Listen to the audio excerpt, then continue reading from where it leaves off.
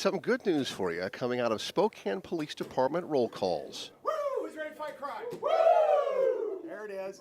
Officers are hearing their hard work is driving down the number of property crimes. The most common complaint we hear from citizens is property crime.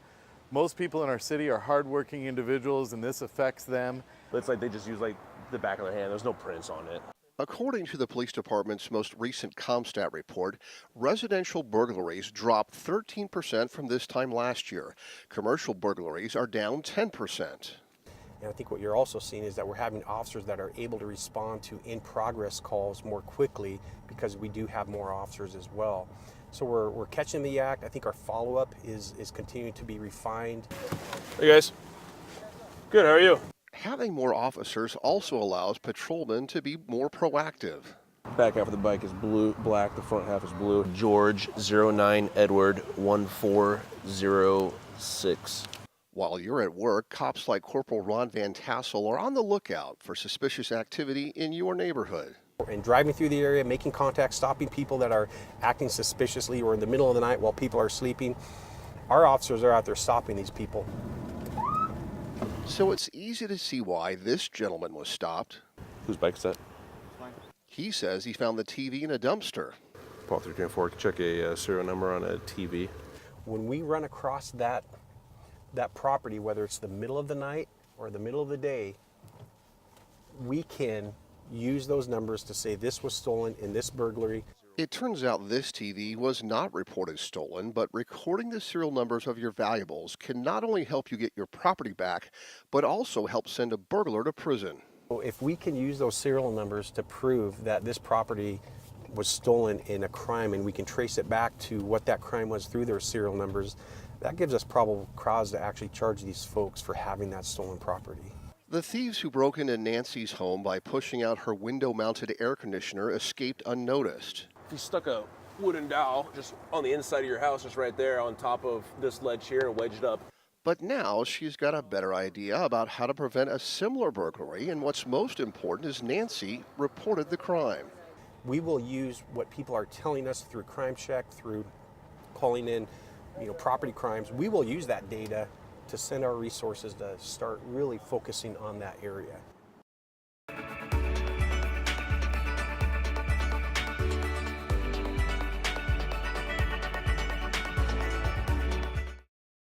So we're going to verify that this vehicle is not stolen, and then you've got some kind of funky ignition system where you're more or less hot wiring it. It's one of those top 10 lists that Spokane has been trying to get off of for years, and now the city is no longer ranked as a national hotspot for auto theft. You know, it's exciting to see the work that we've been putting in, the investment that we've been putting in is starting to pay off. East on Garland. In 2016, the National Insurance Crime Bureau pegged Spokane with having the 11th highest car theft rate in the country. But in the latest NICB report, Spokane has fallen to just 36. That's why you lied to me about your name. One reason our cars are now safer from thieves is better technology. Police cars that are equipped with license plate readers that can scan the roadways for stolen vehicles. As soon as the plate is entered into the system, the alert comes back. It's almost instantaneous. The plate reader allows Officer Cole to locate a lot of stolen cars, but if you were to ask him why Spokane auto theft is now down more than 5% from this time last year, I would give credit for that to our PAC teams. Boy Edward Henry 2577. And this is PACT, or the Patrol Anti-Crime Team at work. Was involved in a vehicle prowling up at Spokane Falls Community College. My team focuses on active offenders. And with active offenders, their mode of transportation is often stolen vehicles. So the guy behind the wheel of the Explorer doesn't have a driver's license and tries to conceal his real identity by providing a friend's ID card who happens to be dead. A piece of burnt aluminum foil, heroin residue on his knife, and needle marks on his arm suggest the man is addicted to illegal drugs, the driving force behind Spokane's auto theft problem. That's it in a nutshell. 95% of it or more are criminals using stolen vehicles to commit other crimes and to make money to support their drug habit. Here's this. That's why last year, Spokane neighborhood cop shops were handing out free locking devices to the owners of the older cars most likely to be stolen. We're going to do an SW. That's why the PAC team is getting a warrant to search the Explorer that appears to be full of stolen backpacks. One last time. What's your name? Unfortunately, the PAC team and their hard-nosed Sarge can't be everywhere, so it's still up to the rest of us to lock our cars and don't leave them running in places like convenience stores. You should know, 1 out of every 3 vehicles stolen here in Spokane had the keys left inside or the owner made a bad choice about who they loaned the car to. Your active offenders are driving around 24 hours a day, specifically looking for that opportunity. And there's still a lot of shaved keys out there, so you might want to take extra steps to protect your car. Look what's on the wheel here. One of the most commonly stolen cars, and good for them, and that's why it's not getting stolen. The mayor is also pushing for a change in state law that would require that property crimes crooks be monitored by corrections after they're convicted and released back into our community. Meth pipe. That's because a lot of offenders celebrate their newfound freedom by returning to the cycle of drug addiction and theft. Over the last couple of years, we've been pushing on a bill for supervision of property crimes, and particularly vehicle thefts. And we hope that this year will be that year that the legislature partners with us in really combating an issue that has plagued our community for some time.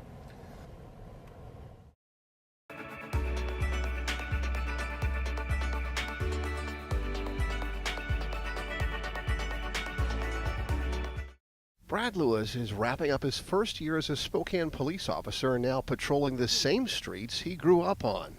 Sure, we wear a lot of hats. I mean, it's not just all handcuffs.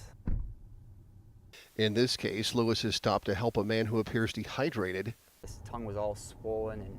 And last month, the officer responded to a call about a 5-year-old who wasn't breathing. Fortunately, Lewis was in the right place with the right skills. Get out of the way for the fire department!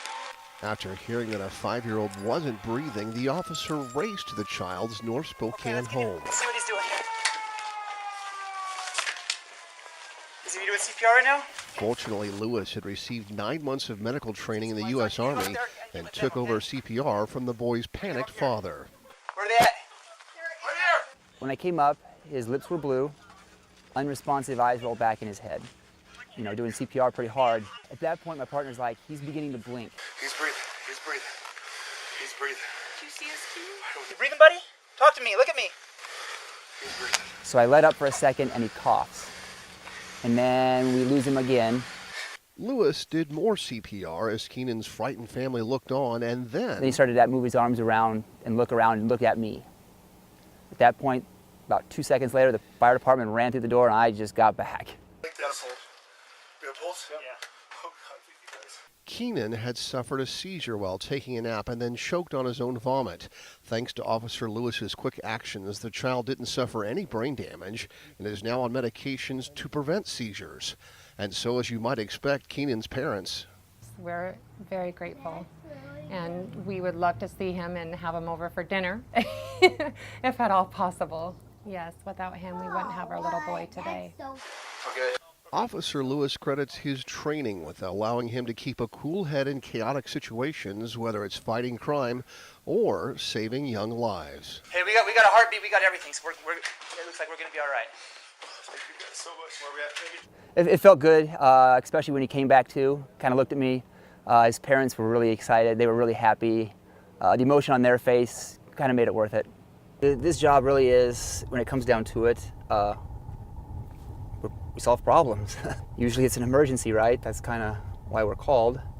And people look at us to have a solution for a problem. Every day we go about our lives driven by routine and blindfolded to the realities of the world around us. Our vision is clouded by the very normalcy we take for granted. Countless victims of human trafficking walk among us, seemingly invisible. Until now. The Blue Campaign provides a unified voice for those who oppose the heinous crime of human trafficking. Whether it's forced labor, domestic servitude, or the sex trade. It's time we open our eyes. Sorry, I didn't even see you. No one ever does. Learn what you can do to help by visiting dhs.gov/Blue Campaign. A family out of Texas is finally moving into their North Spokane home, but it's hard to say who's happier, the new owners or their neighbors. I am so pleased. It looks like a perfect family home now. And the fact is that I'm going to be living next to, hopefully, a really nice couple of people. So this is what the same piece of property looked like last November after the home went into foreclosure and became a hangout for gang members and criminal activity. They bring stolen property here, they trade stolen property, trade drugs. My wife's car was broken into twice. The garage had a stolen car in it, lots of drugs, lots of alcohol. That's why the Spokane Police Department's Civil Enforcement Unit declared the property a chronic nuisance but couldn't get the lender to respond. With no responsible party, the city has the ability, and I would say the responsibility, to abate those nuisance properties. The only way to do that was to sell this property. And the court will sign off and grant your motion today. Ultimately, the city of Spokane took the unusual step of going to court and putting the foreclosed property into receivership. The thing that we try to do is get it turned around as quickly as possible, make sure there's no hazards lying around, and then we list it usually as is, and there's a market and there's a lot of competitive bidding. In fact, the home sold almost immediately, but by then, months of abuse from squatters had taken a terrible toll. It's a mess. It is absolutely a mess. They probably stripped this wall to burn for firewood down in the fireplace. It took a half year of hard work, but this is that same fireplace today. As I recall, there was a big gaping hole right here where the squatters tore off the plaster and then used the wood behind it to warm up the house. As Vadim Smelik's construction company brought new life to this former zombie home, the renovations drew high fives from the community. When the neighbors would come over and congratulate us and tell us how good it felt to finally have, the squatters and all the crime out. Sure. So what was once a magnet for criminal activity is now Elisa's new home. I'm incredibly excited about bringing new life to the community, and the work that was done on this house was so professional, and the neighbors around here are so attentive and so kind. I'm really not worried at all about it being a former zombie house. I'm just excited to move in. So now the city will save money on police, fire, and code enforcement responses here, and the property will start generating taxes again. If the city makes a little tax revenue off of it, great. But overall, it's the families in the neighborhood that are really who win here, and so it's just great to see. This is the 13th home Spokane has placed in receivership, and while the city doesn't like suing big-name banks in court, sometimes it's the only way to kill off a zombie home.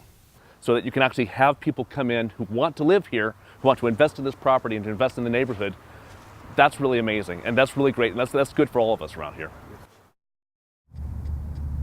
We all know the city of Spokane provides our water, picks up trash, and plows streets, but there's also a little-known department committed to creating new housing opportunities. So I think one of the roles that CHHS plays is not necessarily to buy or develop housing, but we make a contribution to a neighborhood. For example, here in the Chief Gary Park neighborhood, 5 new homes are taking shape on what used to be a piece of vacant city-owned property.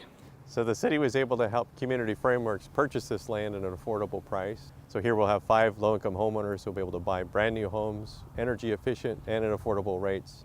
CHHS is also using federal funds to spruce up the neighborhood around these new homes. As well, you're going to have a brand new sidewalk right where I stand here, some street improvements as well that are associated with this project. None of this would be possible if we didn't have this partnership with Community Frameworks and their ability to build these 5 new homes. The city of Spokane also helped another nonprofit called Transitions stand up the Homeyard Cottages, these 24 new permanent residences for previously homeless women and children. You know, I never in my life could have imagined that I would be given this opportunity just 2 years into my sobriety. It's going to be life-changing. More than half the cottages are solar powered to keep utility bills low, and that's because saving money is the name of the game as CHHS tries to prompt new housing projects. What we want to do is be the catalyst, be that little seed that we're able to plant and then it makes a project affordable. CHHS also provided the financial spark that will bring new life to this abandoned, fire-damaged home on South Perry Street. No, we had a lot of squatters, drug addicts, people, in and out people. The city found a nonprofit ready to build a new residence here, and CHHS is making the project affordable by picking up the cost of demolition. We've got some asbestos contamination, we've got a house that really needs to go away, we've got some other trash that's on the property, it's not benefiting the neighborhood. That's our role. We'll make that all go away, create a new, ready-to-build site for this nonprofit and this construction training program. And that comes as great news to this working wage neighborhood where parents are trying to raise their children in a safe environment. I'm very appreciative of the city. They're going to do something about this a lot, and I know our neighbors are going to be happy about it too. When is less really more? Less time in the shower means more savings for you. A 5-minute shower cuts your utility bill and saves our water supply. Go to slowtheflowspokane.com to find out more ways to use less water. Today is the beginning of a bright new future for this country. I won't live a life on my knees. The voters are coming.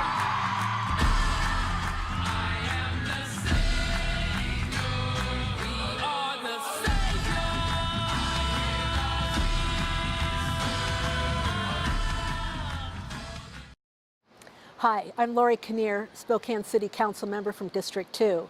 This last Monday night, Councilmember Fagan and I each allocated $500 from our travel budget to the Spokane Cops Mounted Patrol. This program provides horse-mounted public safety presence in our city parks and at public community gatherings and events. The mounted unit consists of dedicated cops volunteers and off-duty police officers who all love horses and want to employ them in making our communities safer. All volunteers serving on the unit, both horses and riders, are trained and insured. Each volunteer will also clean up the droppings of his or her equestrian partner. Further, each member of the patrol is helmeted, unarmed, and trained in first aid. Now, I'd like to issue a challenge to the community.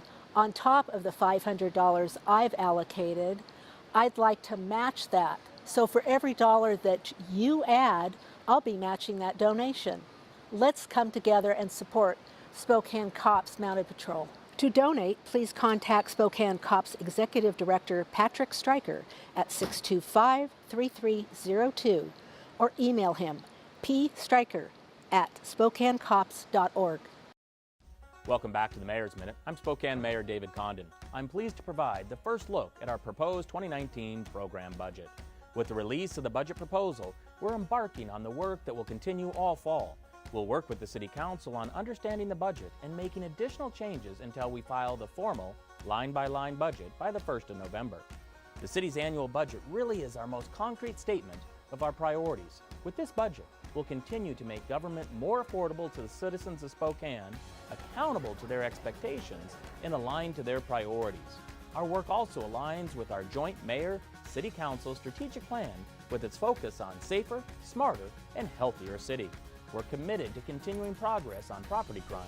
As a part of the 2019 budget, we're proposing to add 10 more officers. This is in addition to the 10 officers we added as a part of the 2018 budget.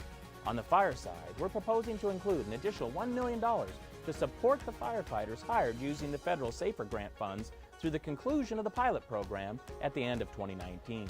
We'll also make investments in outreach and shelters for those experiencing homelessness. We'll complete the projects designed to reduce overflow from the combined sewers and protect our Spokane River. We'll support our historic partnership with Spokane Public Schools, which includes ballot proposals for investments in our libraries, schools, and recreation. We'll also market opportunities for economic development in our public development authorities on the West Plains and in Northeast Spokane. We still have some work to do.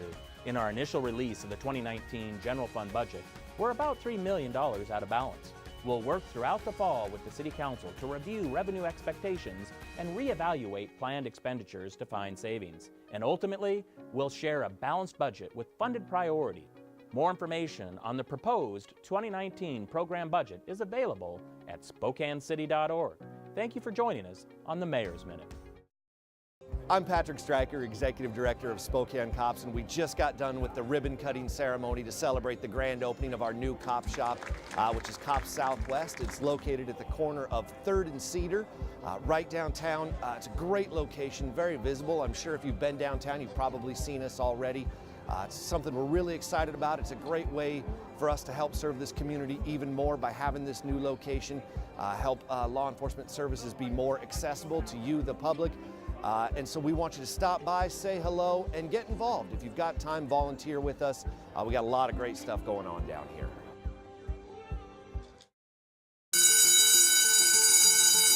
School is back in session, which means increased vehicle and pedestrian traffic. The City of Spokane has these tips for students and guardians as kids head back to school. When dropping off or picking up your students, do not idle in no parking zones. These areas are not designated for this.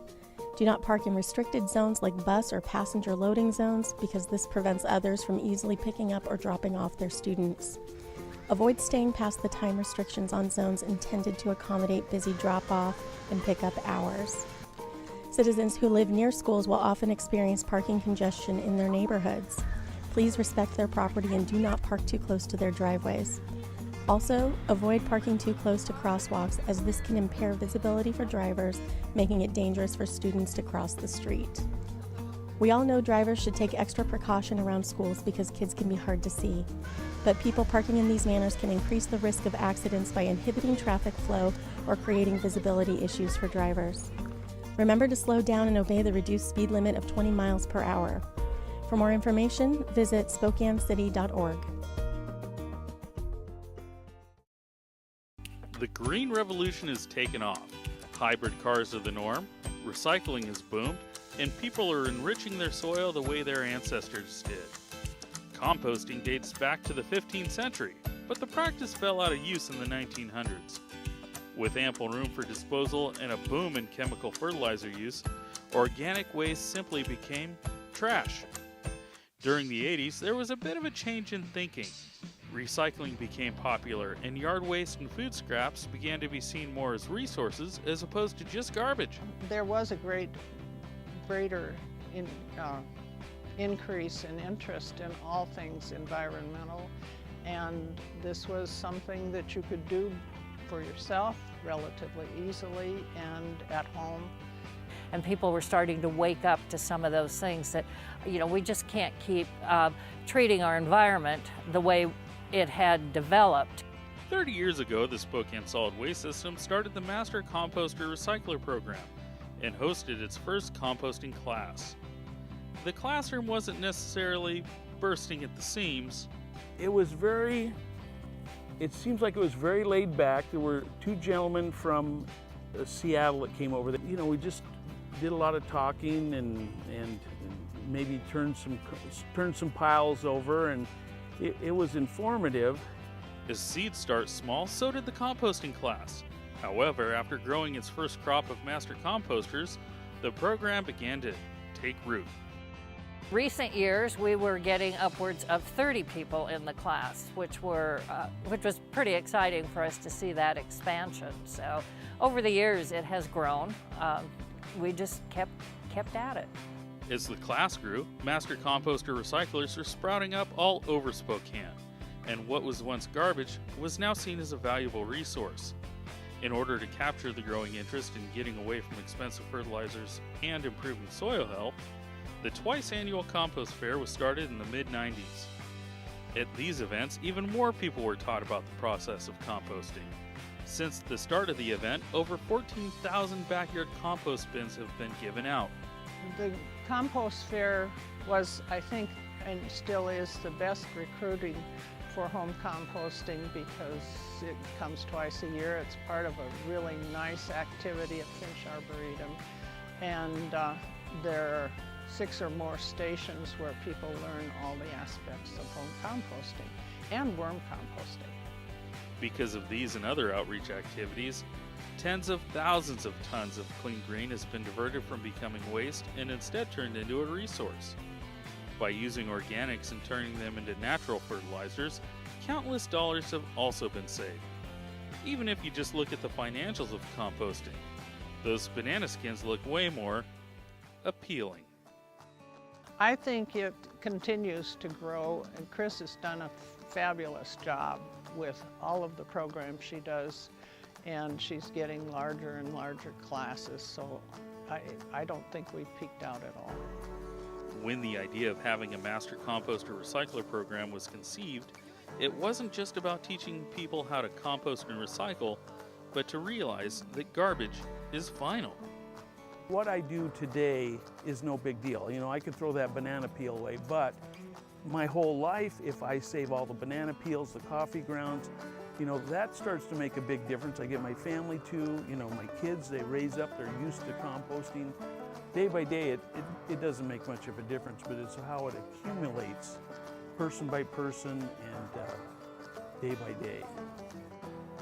As minds continue to change, the Master Composter Recycler program continues to be popular. Now more than ever, the waste stream is seen as more of an asset than a burden. More than 900 Master Composter Recyclers have taken the class in 30 years. As graduates, they commit to sharing their knowledge with others. Volunteers help staff up to 50 events each year, donating between 700 to 1,000 hours teaching others how to reduce waste. It's been 30 years of growth and enrichment to both our soil and our population. Happy anniversary!